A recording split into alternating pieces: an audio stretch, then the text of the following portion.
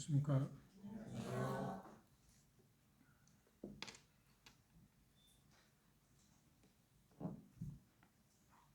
고린도서 11장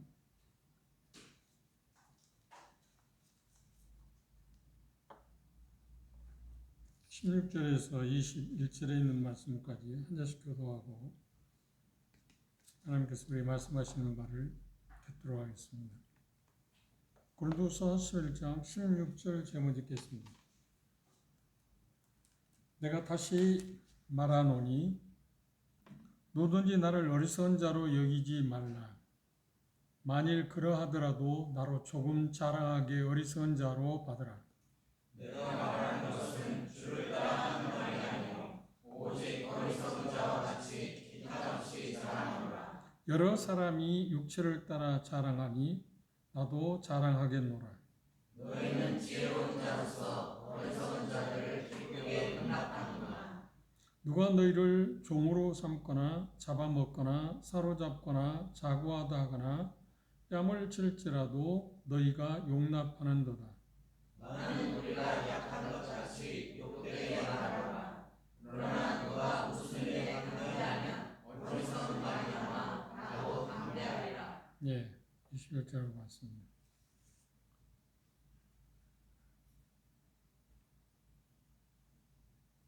현대를 사람들은 여러 가지 표현합니다. 그 중에 빼놓을 수 없는 것이 뭐냐면, 요즘 그 말들을 줄여서 말하는 게 많잖아요. 그리고 현대를 자피 시대다. 자피 시대. 자피가 뭡니까? 못 들어봤나요? 자칭 PR. 자피 시대다. 계속 자기 자신을 PR하는 시대. 그게 뭐냐면 자기를 계속 높이고자 하는 그런 마음. 그런 시대에 우리가 살고 있다고 그렇게 일반적으로 이야기합니다. 반면에 그리스도인들에게서 주어지는 그리스도인들이 누릴 수 있는 커다란 덕목들 가운데 많은 덕목들이 있는데 그 중에 가장 고귀한 덕목이 있다면 겸손입니다. 그렇죠? 겸손은 전에 말씀드린 것처럼 자기를 전혀 의식하지 않는 것, 그것이 겸손, 진정한 겸손이다. 그리고 긍정적으로 보면 하나님의 영광을 깨닫고 하나님의 위엄을 진정으로 느낄 때 우리는 겸손해질 수밖에 없습니다.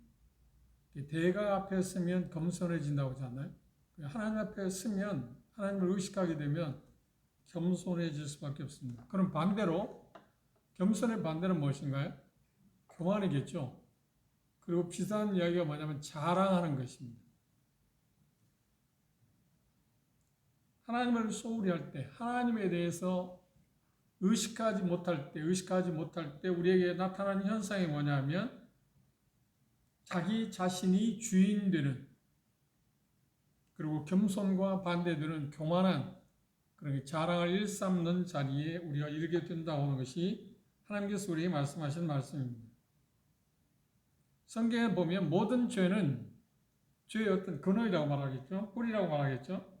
그건 하나님에 대한 모독이고 또 하나님께서 우리에게 주신 그 모든 것들에 다른 방법으로 그것들을 취하고자 하는 그런 모든 행동들을 우리는 죄라고 말합니다.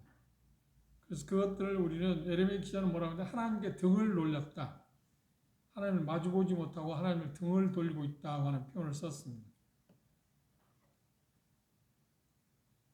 그러면 몇 가지 죄목들을 생각해요. 탐심은 무엇인가요? 탐심은 어떤 것일까요? 탐심은 쉽게 말하면 하나님과 하나님의 공급하심에 등을 돌리고 물질에서 만족을 구하고자 하는 것이 탐심입니다. 그렇죠? 하나님과 관계에서 항상 문제가 제기되는 것이 죄입니다. 정욕은 무엇인가요? 성을 향한 하나님의 계획에 등을 돌리고 부적절한 관계에서 쾌락을 구하는 것, 그것이 정욕이라고 합니다. 그럼 분노는 무엇인가요? 하나님의 공의와 보응하심에 대해서 등을 돌리고 스스로 복수하려는 것에서 나타나는 게 뭐냐면 분노입니다. 그리고 디모데후서 3장에 보면 오늘 시대 마지막 세대에 특별히 나타나는 현상 가운데 우리가 쉽게 잊고 사는 게 있는데 그게 뭐냐? 조급함이다. 조급함. 이 조급함처럼 무서운 게 없는데 조급함은 어떤 것일까요? 하나님의 주권에 대해서 등을 돌리고 자신의 삶을 스스로 제어하고자 하는 것, 조절할 수 있다고 생각하는 것, 그것이 두려움입니다. 조급함입니다. 두려움은 어떤 걸까요? 하나님의 능력에 대해서 등을 돌리고 다른 어떤 권세에 대해서, 능력에 대해서 무엇인가 의식하는 것, 그때 우리는 두려움을 느낍니다. 이 두려움은 우리에게 최대의 적이라고 말할 수 있습니다. 교만은, 그러니까 지금 본문에 나오는 것처럼 자랑이 나와 있는데, 그러니까 교만, 자랑은 사단이 범죄한 죄이고 인간이 최초로 범한 죄입니다. 그것을 우리는 창세기에서 우리는 볼 수 있습니다. 디모데후서를 한번 참조해 볼까요?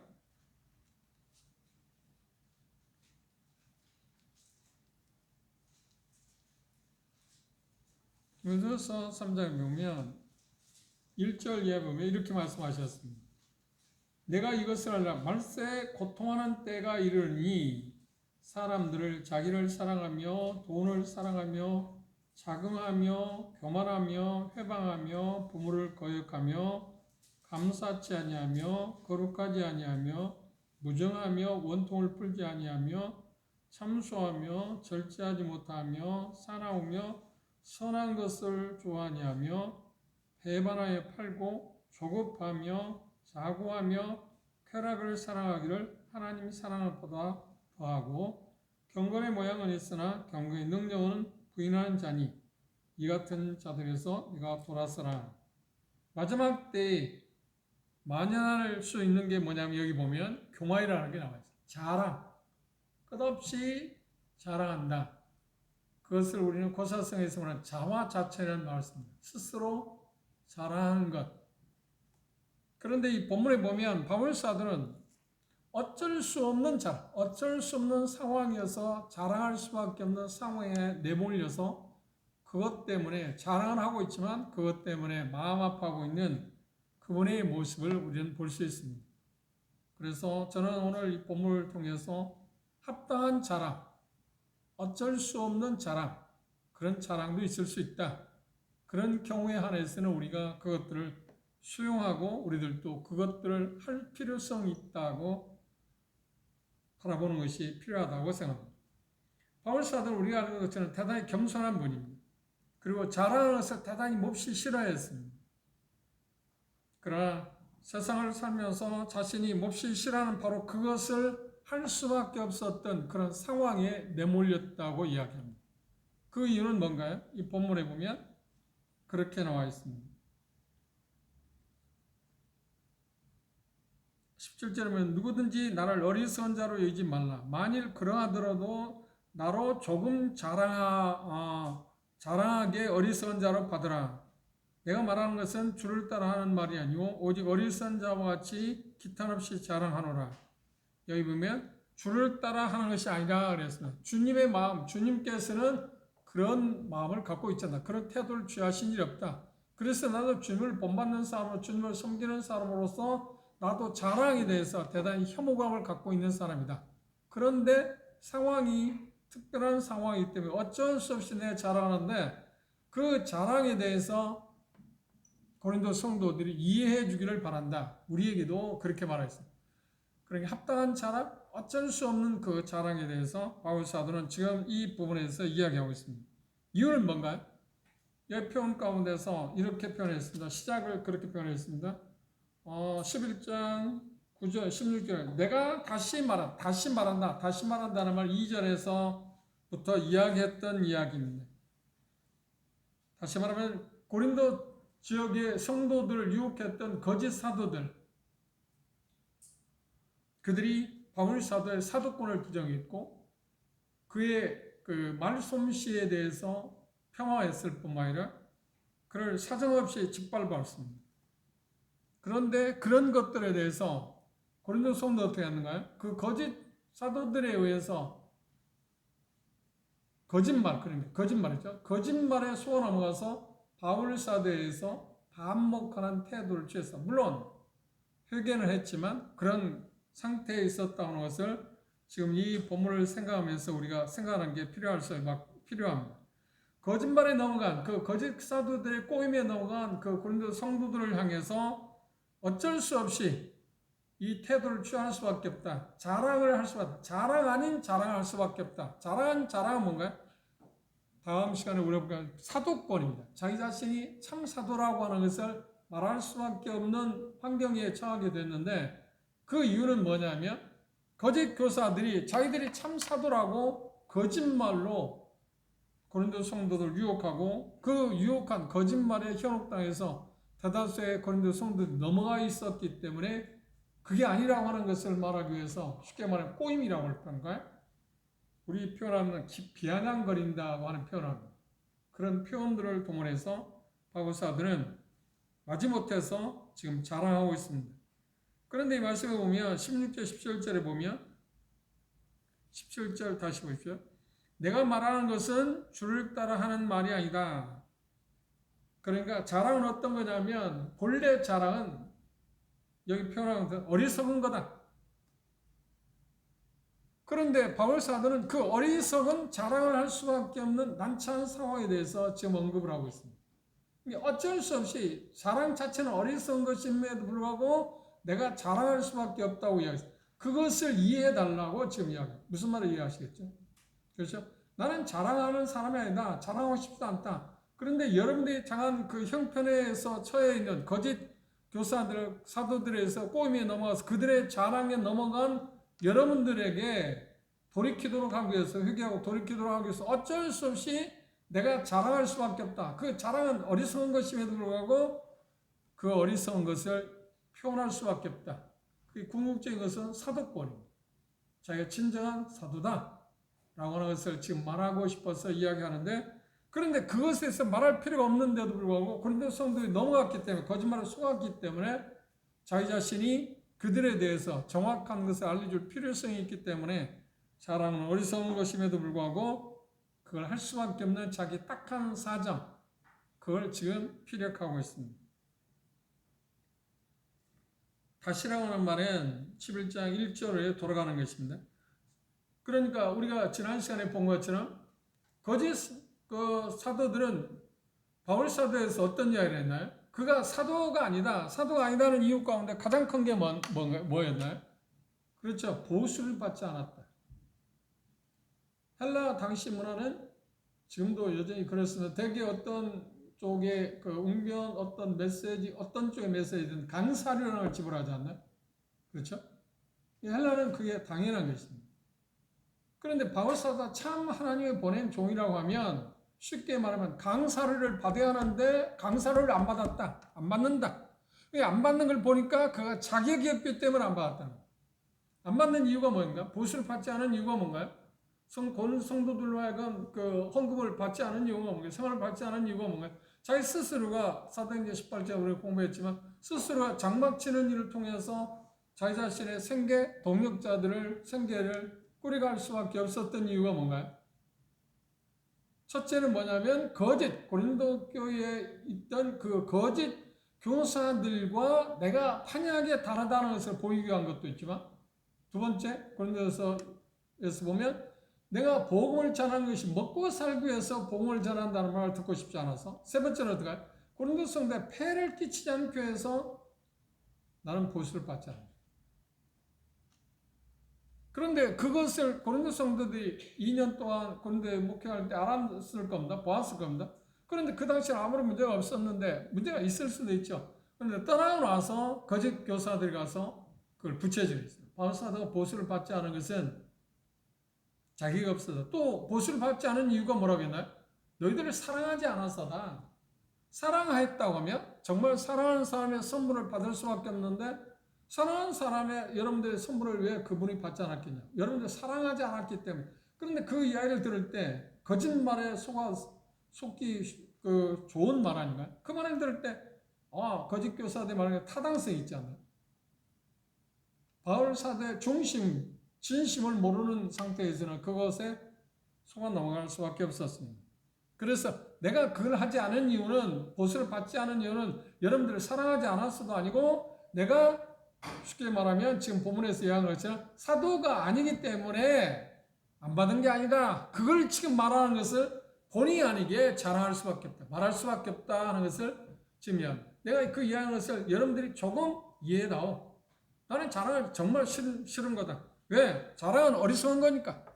내 어리석은 일을 왜 하겠냐? 그런데 어쩔 수 없이 어리석은 사람들을 앞에서 내가 어리석은 것을 말할 수밖에 없다고 이야기해요. 왜요? 그들을 회개하고 돌이키도록 하기 위해서. 그런데 그렇게 하면서 그분이 되게 고통스러워했습니다. 마지 못해서 어쩔 수 없는 상황에서 그것을 고린도후서에서 우리가 계속 중심적으로 본 것처럼 자기 자신에 대한 변호였잖아요. 자기 자신을 변호하는 것은 자기 자신을 위한 게 아니고 뭐 때문이라고요? 하나님의 복음을 변호하기 위해서.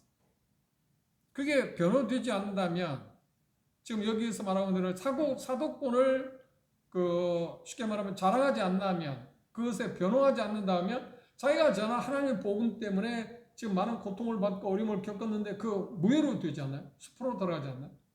그건 감당할 수 있는 일이 아니에요. 그건 하나님이 원하지 않기 때문에 어쩔 수 없는 상황에서 자기 자신을 지금 변호하고 있고 이 본문에서는 어쩔 수 없이 자랑할 수밖에 없다고 지금 이야기합니다. 그런데 그 이유가 뭐냐면 자랑은 어리석은 것인데도 어리석은 일을 내가 하는 나를 이해해달라. 어떤 역설적인 이야기죠. 어리석은 일을 왜 해야 합니까? 어리석은 일을 우리는 하지 않지 않나요? 그런데 어리석은 일이지만 내가 자랑할 수밖에 없는 이유는 여러분들을 건지기 위함이다. 특별한 그런 태도의 모습을 우리는 이 말씀에서 볼 수 있습니다. 그리고 17절, 18절에 주목해 보시면 18절 보십시오.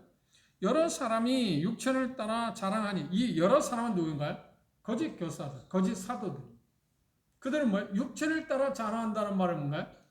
하나님의 성령의 도움을 받아서 어떤 행위, 일어난 그 업적을 갖고 자랑한 게 아니라 자기 스스로가 어떤 것을 이루고 성취한 것들을 자랑한다는 거예요. 고린도 교회 거짓 교사들이나 거짓 사도들이 한 일은 뭔가요?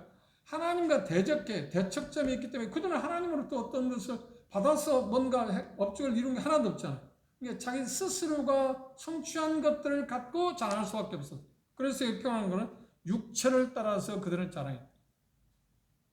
그러니까 아마 그들은 자기들이 헬라 문화에서 배운 어떤 웅변술, 수사학, 그런 것들을 다 동원해서 그러니까 정확히 말하면 어떤 궤변을 이야기했겠죠. 강변했겠죠. 그래서 그것들을 고린도 사람들이 받아들였기 때문에 그것들을 그들은 자랑했다. 그런데 여기 표현 가운데서 뭐라고 이야기하는가요? 10절 다시 보십시오. 여러 사람이 육천을 따라 자랑하니 나도 자랑하겠다. 그들이 자랑한 것과 다른 쪽에서 나는 진정한 자랑을 하겠다고 하는 이야기. 어쩔 수 없는 그 자랑에 대해서 이야기를 하고 있습니다. 그런데 이 표현 가운데서 바울 사도는 이렇게 말합니다. 주님께서 하신 것하고 다르다 하는 그 표현은 뭐냐면 자신이 주님이 하셨던 그 어떤 행동을 따르고 있지 않고 있다. 왜냐하면 주님은 그 자랑한 일이 없기 때문에. 그런데 주님을 본받고 주님의 뜻에 따라 살기를 원하는 바울 사도 왜 자랑할 수밖에 없는가? 자랑할 수밖에 없는 나지만 내가 지금 이 어리석은 자랑하는 것은 주님의 뜻과는 다르다. 주님의 삶과는 다른 거다. 그런데도 내가 할 수밖에 없다. 왜요? 쉽게 이야기한다면 여기 표현한 것은 그렇습니다. 그들이 지금 거짓된 사람의 꼬임에 그 자랑, 거짓말에 넘어갔기 때문에 그들에 대해서 일깨워주기 위해서 어쩔 수 없이 내가 참 사도라는 것을 밝힐 수밖에 없다는 이야기입니다. 그리고 자기가 이제까지 살아온 삶에 대해서 그들에게 변호할 수밖에 없다고 하는 이야기를 하고 있습니다. 바울 사도의 인생은 최고의 목표가 뭔가요? 우리도 그걸 목표로 해서 갑니다. 바울 사도 최고의 목표는 그리스도를 닮는 것입니다. 그래서 우리가 고린도서 11장 1절에 그렇게 표현했잖아요. 11장으로 돌아가십시오. 1절에 보십시오.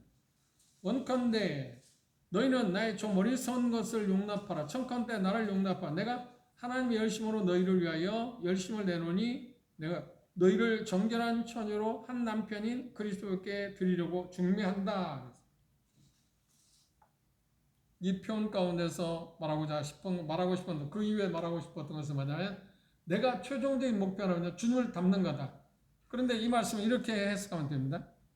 내가 말한 것은 17절, 내가 말한 것은 주를 따라 하는 말이 아니다. 이 말은 주님은 자랑하지 않는 어떤 상황에서도 그거는 자랑하지 않았다.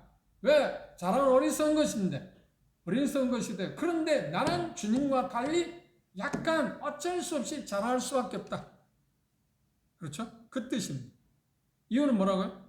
고린도 성도들을 돌이켜야 하기 위해서. 그리고 정확히 말하면 고린도의 지금 거짓 교사들의 실상을 폭로시키기 위해서 대비를 해줘야 돼요. 그들과 바울사도. 그래서 그들이 자랑하는 말도 안 되는 자랑에 비해서 자기는 사실에 근거서는 정확히 말하면 자랑의 사실을 지금 자기는 말한다. 그런데 고린도 성도들 듣기는 그걸 자랑으로 들려줄 수 있다. 그래서 그것들을 내가 말하는 것을 용납해 달라고 지금 이야기해요. 참 겸손이죠. 그죠? 당당하게 말할 수 있는 건 아닌가? 그런데 이런 자세를 취하는 걸 볼 때 참 큰 분임에 틀림없습니다. 그리고 이렇게 표현한 모습을 볼 때 참 된 분입니다. 그리스도를 정말 닮은 분이라고 말할 수밖에 없습니다. 주님의 참 종들은 자신에 대해서 어떻게 말하는 것을 참 조심합니다. 그것을 일방적인 방식이 아니다. 하나님의 참 종들은 자기 자신에 대해 말하는 것이 일반적인 방식이 아니잖아요. 왜? 그건 어리석은 것이니까. 주님께서 하셔서 할 것이지 내가 스스로 나를 자화자찬할 필요는 없지 않나. 그런데 고린도 교회 지금 거짓 교사들, 거짓 사도들 때 자화자찬했죠. 자기들이 대단한 사람이고 자기들이 참 하나님의 종이고 자기만이 하나님으로부터 그 모든 권한을 위임받은 사람이고, 그리고 바울은 그렇지 않다고 하는 이야기를 계속 이야기해 왔지 않나요? 그래서 지금 바울 사도는 그렇게 말하는 겁니다. 자기 자신이 말하는 것, 자랑하는 것을 하나님의 종들은 일반적인 삶의 방식은 아니다. 그렇게 하지 않는다. 그런데 바울 사도는 더 좋은 방법이 없기 때문에, 지금 이 상황에서 내 말할 수밖에 없기 때문에 어쩔 수 없이 사실을 내가 말할 수밖에 없다. 그런데 그 사실을 말하게 될 때 고린도 성도는 어떻게 생각해요? 자랑으로 받아들일 수밖에 없다.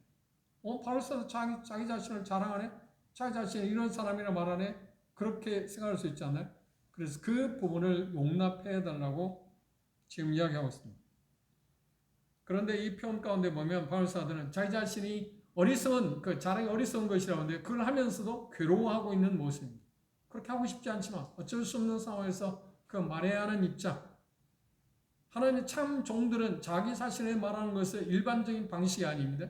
왜? 어리석기 때문에. 그런데 그걸 말하는 자기 자신이 괴롭을 수밖에 없다는 이야기를 하고 있습니다. 두 번째, 자랑은 여기 18절에서 28절, 21절에 있는 말씀, 18절을 다시 보십시오. 여러 사람이 육체를 따라 자랑하니 나도 자랑했다는 말, 그들과 다른 쪽의 사실을 이야기해요. 그들이 하는 방식이 아닌 다른 방식을 지금 이야기해요. 너희는 지혜로운 자로서 어리석은 자들을 기쁘게 용납. 이건 비아냥거리는, 비꼬는 이야기입니다. 이 표현을 통해서 그들에게 지금 고린도 성도들이 어떻게 전곡을 찌르고 있습니다. 너희들은 지혜로운 사람인데 왜 이렇게 어리석으냐? 그러니까 거짓 교사나 거짓 사도들이 자화자찬하는 것을 쉽게, 그것이 하나님의 참 종들의 본성이 아니라 일반적으로 하는 행동이 아니라는 것을 알고 있음에도 속아 넘은 걸 보고 지금 이야기하는 거예요. 하나님의 참 종들은 어떻게? 자기 자신을 자랑한다고요? 자화자찬한다고? 아니야, 절대 하지 않아. 왜? 어리석은 일이니까. 그런데 이 말씀 가운데 자랑은 어떤 거냐? 그건 육적이다. 육신적인 거라고 말했어요. 그럼에도 불구하고 육신적인 일인데 왜 바울 사도는 자랑할 수밖에 없다. 그 당위성에 대해서 지금 이야기하고 있습니다. 거짓 사도들, 지금 11장에 나온 대로 보면, 그렇죠? 사단의 앞잡이 노릇하고 있는 거짓 사도들은 자화자찬을 일삼았습니다. 그리고 자화자찬하는 게 아니라 바울 사도를 깡그리 무시했잖아요. 그리고 이야기한 것처럼 그런 여러 가지 이유들에 대해서 고린도 성도들 현혹해서 거짓말에 속게 했습니다. 그런 그들은 쉽게 말하면 육신을 따라서, 여러 사람의 육신을 따라서 자랑한다고 할 때 누구를 이야기하냐면 지금 거짓 사도들에 대해서 언급하고 있습니다. 그들에 대해서 여러분들이 지혜로운 사람들 쉽게 분별할 수 있는데 왜 어리석게도 쉽게 넘어갔느냐, 속았느냐. 그리고 어처구니 없는 일을 열거하고 있습니다. 인간적으로 볼 때 이성적으로 본다면 전혀 받아들일 수 없는 일을 고린도 성도들은 다 감수했다, 용납했다고 이야기합니다. 그 첫 번째가 뭔가? 종을 삼았다. 그들을 종을 삼았다고 했어요.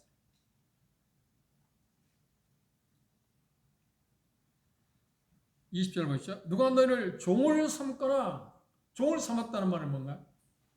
거짓 교사들이, 거짓 사도들이 고린도 성도들을 종을 삼았어요. 종으로 전락하게 했다는 거예요. 이 표현을 다른 쪽에서 이렇게 표현해서 갈라디아서를 한번 참조해 봅시다. 2장입니다. 갈라디아서 2장 4절을 보시면 이는 가만히 들어온 거짓 형제의 까닭이라. 저희가 가만히 들어온 것은 그리스도 예수 안에서 우리의 가진 자유를 엿보고 우리를 종으로 삼고자 함이라. 갈라디아 교회의 거짓 교사들은 누군가요? 율법주의자들. 믿음이 아니고 은혜가 아니고 우리의 행함에 의해서 구원을 받는다. 그리고 구원을 성취하기 위해서는 어떤 율법을 지킨다든지 할례를 받아야 하는지 그런 할례 그러니까 인간의 행함에 대해서 강조한 사람. 그렇게 말했을 때 갈라디아 지역 성도들 어떻게 넘어갔습니다. 그래 넘어갔을 때 어떤 일을 당하는가요? 종노릇 하는 거예요. 진정한 자유인데 자유인이 아니라 종노릇 하게 돼요. 그런데 고린도 성도들도 비슷한 유행이 어떤 것이냐고 구체적으로 나오지 않았지만 똑같을 것입니다. 수법은 같은 거예요. 율법주의를 통해서 그들의 자유를 박탈했습니다. 진정한 그리스도인이 되었을 때 자유를 누려야 하는데 자유를 누리지 못하고 어떻게 종노릇하고 있습니다. 그런데 그런 것에 대해서 고린도 성도 어떻게 했다고요? 잘 받아들였다. 말이 안 되지 않나요? 어처구니 없는 일입니다. 그런데 문제는 뭔가? 왜 그런가요? 분별력을 상실했기 때문에. 분별력. 누구나 종만 생각하면 이게 어처구니 없는, 이거 말도 안 되는 일이라 할 수 있는데 쉽게 넘어갔다. 분별력이 문제. 강조해도 또 강조해도 부족한 게 뭐야? 분별력입니다. 두 번째, 그들은 어떻게 했나요? 거짓 사도들은 어떻게 고린도 성도들을 착취했나요? 여기 보면 잡아먹다, 다시 말해 주머니를 털었다, 금품 갈취. 그들은 고린도 성도들을 이렇게 휘유하고 잘못 거짓말을 퍼뜨리는 이유가 뭔가요? 돈을 갈취하게 한 거예요.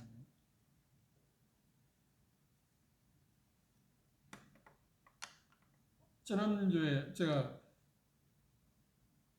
문경에 다녀왔잖아요. 문경에 다녔는데 저녁에 여기 오전에 이제 사돈되는 분이 저녁을 사줬습니다. 뭐 딸 주례도 있고 그런 것 때문에 밥을 사줬습니다. 밥을 먹고 교회 가서 예배도 와서 그분들이 이제 살아온 삶을 이야기했어요. 그분들 어디에 있었냐면 구원파에 있다가 돌아온 분들입니다. 그런데 그 구원파 유병헌 씨, 그렇죠? 그 본류, 그러니까 이완 쪽 말고 본류, 유병헌 씨. 거기에 있었는데 그분들이 말한 거 제가 깜짝 놀랐어요. 좀 상식적으로 말한 것을 뭐 방송이나 그런 걸 통해서 듣기는 했는데 그분들의 삶을 들었을 때 정말 어처구니 없었습니다. 여기 고린도 성도에 비슷한 얘기입니다. 돈을 갈취하는데 대단히 성도들이 돈을 갈취하는 방법이 정말 고단수입니다.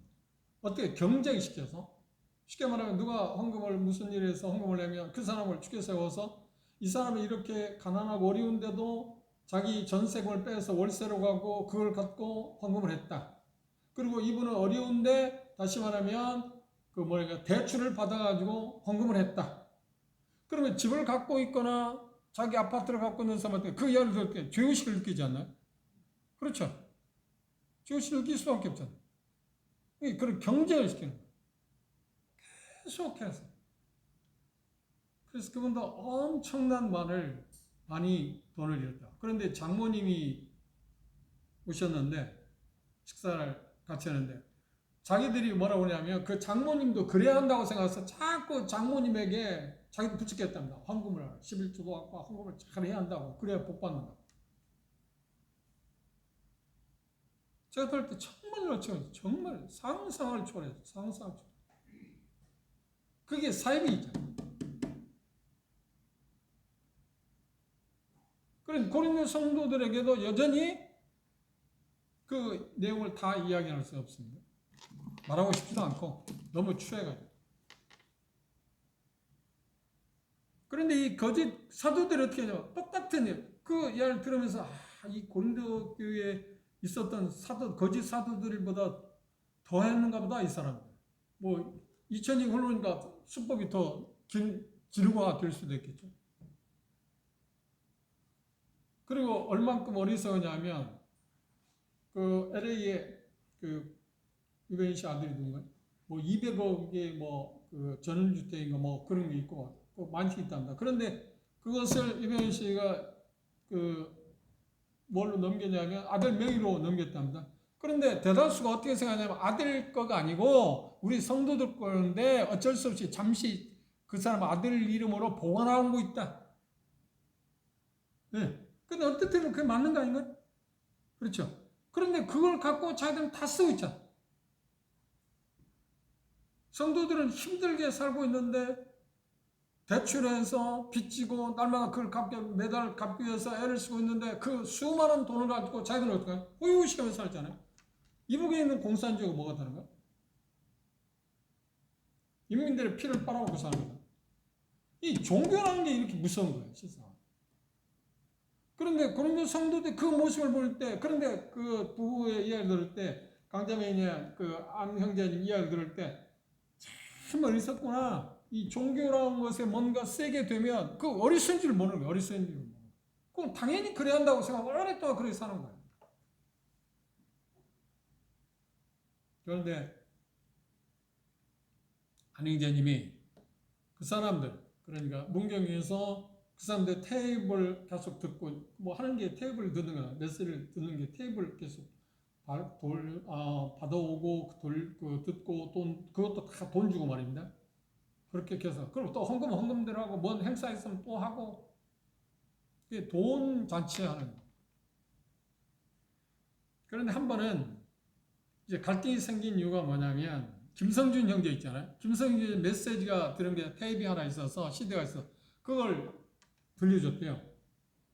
그러면서 뭐라고 하냐면 대구에 시장할 때 이배은 형제나 그 회장 목사도 않고 회장이라고 한다고. 회장님이나 같이 갱록 성경을 통해서 같이 공부한 분들과 친구이기 때문에 들을 수 있다. 그래서 들려줬다는 거예요. 그게 난리가 났다는 거예요. 왜 회장님 메시지만 들어야지 왜 딴 사람 메시지를 들으냐. 그래가지고 이제 그것에 갈등이 조짐이 벌어진 거예요. 그런데 계속 하는 가운데서 그분 마음 가운데 조금씩 분별력이 생겼던 것 같아요. 그래서 이건 아니다 싶고, 그래서 자기 아내한테 이야기하면 아내는 막 펄쩍 뛰면서 당신 미쳤냐, 뭐 이 말도 안 들어서 왜 하냐고.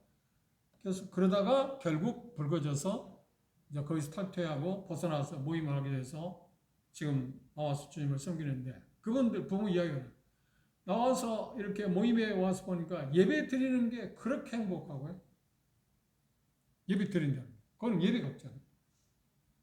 그리고 하나님의 은사에 따라 주님을 섬기는 것 자체, 이게 얼마나 그러니까 쉬운 말하면 내가 그리스도 안에 들어와서 이 자유를 누리는 것이 얼마나 행복한지 모르겠어요. 얼마나 좋은 특권인지 모르겠어요.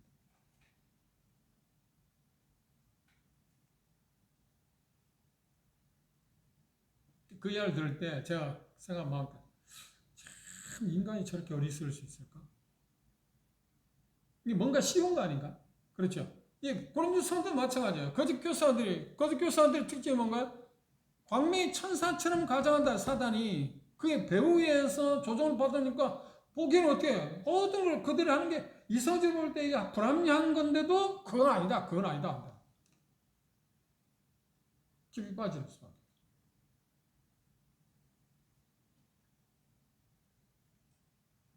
그래서 평가하는데, 그래, 잡아먹다.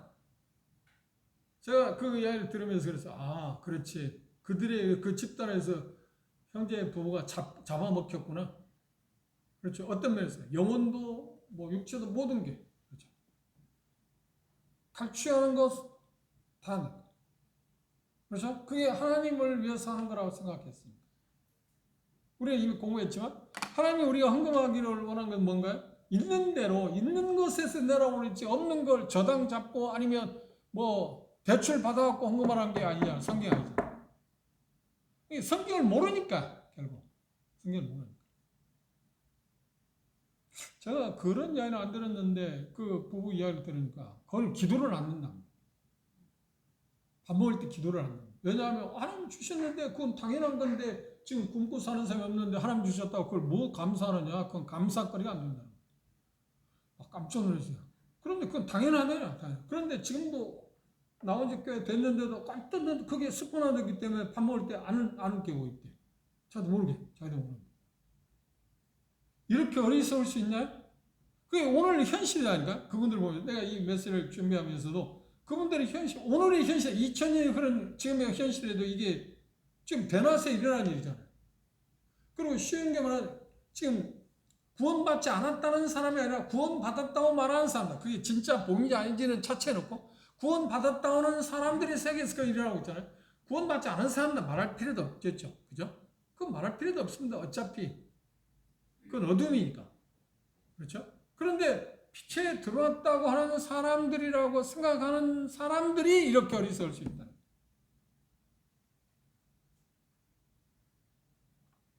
그런 모임에 돌아온 것이 그렇게 놀라운 거예요. 하나님은 정말 크신 은혜라고. 우리는 그런 걸 경험하지 않았기 때문에 뭐 당연하지 않나요? 지금 그렇게 우리가 살아가는 건 당연하지 않나요?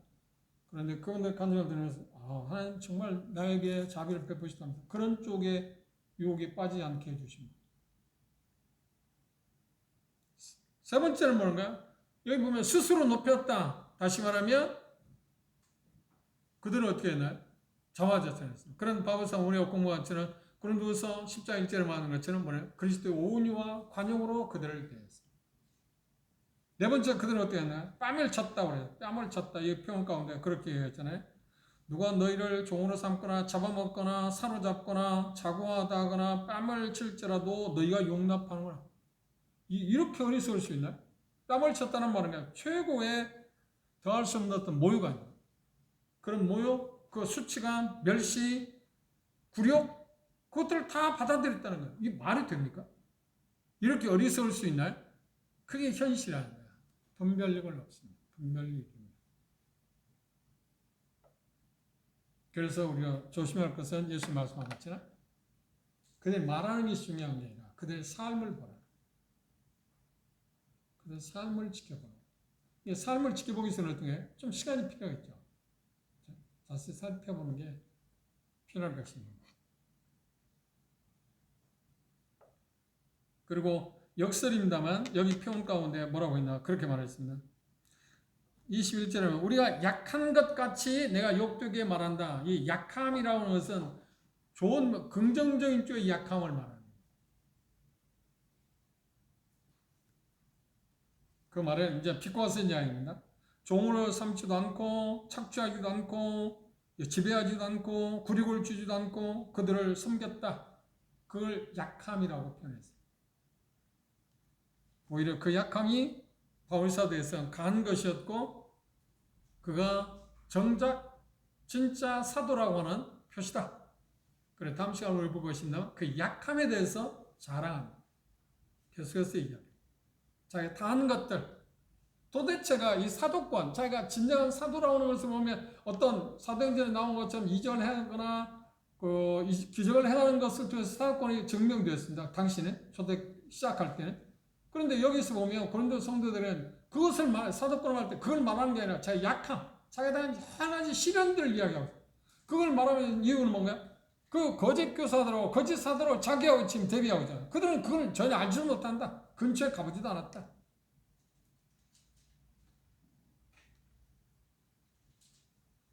담대하게 말한다.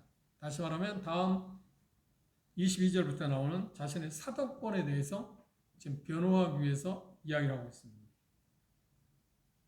우리가 교회사적으로 보면 이런 걸 통해서 잠시 20세기에 있는 우리 현실을 문경에 다녀와서 이야기를 했습니다만 16세기 종교 개혁을 통해서 우리에게 주어진 건 뭔가요? 여전히 기독교라고는 그 울타리 안에는 암울한 것들이 있습니다. 독재자들이 있고요. 거짓 교사들이 있고요. 거짓 사도들이 있습니다. 그러니까 재미있는 것은 그렇습니다. 우리는 언뜻 생각하면 이렇게 생각합니다. 아니, 진정 구원받는 사람에게 이게 정은 없는 사람이 있을까? 근데 바울사도는 상대인 입장에서 밀레도의 에베소 장로들을 불러놓고 뭐라고 했냐? 너희들 밖에 흉악한 이리가 들어와서 양떼를 해치기도 한다고 하는 이야기를 했고, 두 번째 말은 너희 가운데서 자기를 죽게 할 사람이 있을 거다. 그래서 교회를 파괴시키는 사람이 있을 거다. 너희 가운데는 누가? 에베소 교회 장로들이라니까. 그리고 불과 40년이 되지 않아서 디모데 전서는 30년이 흘렀을 때 벌써 그게 거짓 교사들이 있어요. 지도자도 있었고. 그리고 결실록에 에베소 교회 보면, 결실록 2장이나 에베소 교회 보면, 그렇죠. 벌써 그들은 엄청난 부분에서 벗어나 있잖아요. 그게 계속해서 참된 교회 안에도 이 가짜들이 득세할 수 있다. 무서운 일이에요. 참된 무리 안에 무슨 가짜가 있겠습니까? 어떻게 자리를 붙일 수 있을까요? 근데 사단이 그렇게 간교하다. 어떻게? 광미 천사처럼 가자. 정말 거듭난 사람처럼. 갈라디아 교회는 뭐야? 거짓 형제들이 은밀하게 침투했잖아요. 그렇죠? 그래서 제일 중요한 게 뭐냐면 교회 인도자들의 책임이 제일 중요합니다. 인도자 그걸 밝혀내야죠. 봐야죠. 그런 게 들어오지 않도록 해야 돼요. 그렇죠? 목자들이 양들을 칠 때 제일 중요한 게 여러 가지 있습니다. 그 중에 뭔가요? 그렇죠. 보호해야 돼요. 경계해야 돼요. 이리들이 올 때 그것들을 쫓아내고 오는 것을 방비하는 일을 해야 돼요.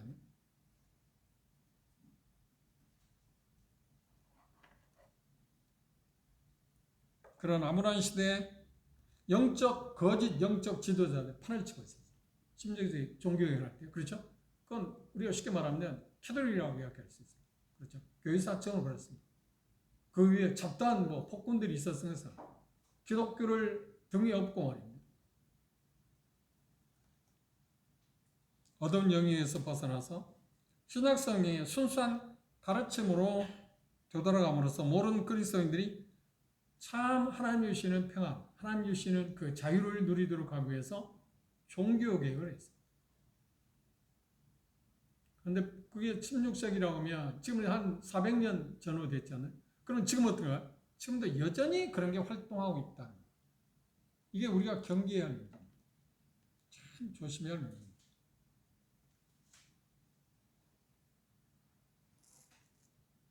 우리에게 주어진 진정한 자유, 그걸 빼앗기지 않도록 우리는 경성해야 하고, 경성할 뿐만 아니라 주님께서 에베소 장로들이 말한 것처럼 하나님의 은혜와 또 은혜의 말씀 앞에 우리가 우리들 자신들을 의탁합니다.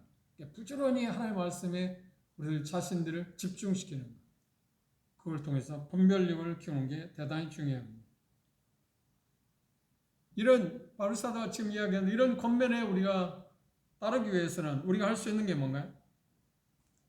우리에게 주어진 그 어떤 자유를 허심탄회하게 누리고 종으로 삼고자 하는 고린도 교회에 지금 거짓 교사들, 거짓 사도들 하는 거 뭐냐? 고린도 성도를 자기 종으로 삼았잖아요. 그리고 자기 마음대로 지금 그들을 이용해 먹었잖아요. 그런 쪽에 우리가 휘말리지 않고 해서는 단호하게 거부해야 합니다. 그것들에 처음부터 이렇게 들어오지 않도록, 싹이 자라지 않도록, 그게 우리에게 대단히 중요한 이야기입니다. 결론적으로 바울사도는 여기 표현하고 있는 것처럼 자랑은 어리석은 것이다. 그런데 어쩔 수 없이 자랑하는, 자랑 말고 자랑이라는 말 표현은 제가 말씀드린 것처럼 사실을 말할 수밖에 없다. 근데 사실을 말했지만 고린도 성도는 그걸 뭐라고 생각해? 자랑으로 생각합니다. 자화자찬하는구만. 그 말도 안 되는 짓을 하고 있네? 그래서 그걸 용납해달라고 이야기했어요. 그리고 자랑은 모든 자랑들은 어디에서 오는 거라고? 교만에서 오는 건데 그건 육신적인 거다. 그렇죠? 자랑하는 사람의 특징이 뭔가? 이 본문에서 말한 것처럼 그들은 자기들의 업적에 대해서 이야기합니다. 하나님이 어떤 일을 했을 때 그걸 자랑하는 사람 아무도 없어요. 하나님의 은혜로 말미암아서 어떤 일들이 이루어졌을 때 그걸 말하는 사람이 없잖아요. 왜? 하나님이 하신 일이니까. 고린도서 15장 10절에 바울 사람들 내가 낳은 것은 뭐라고 그랬어요? 하나님의 은혜다. 하나님의 영광을 돌리잖아요. 자기를 자랑한 게 내가 한 게 아니다. 하나님이 하셨다.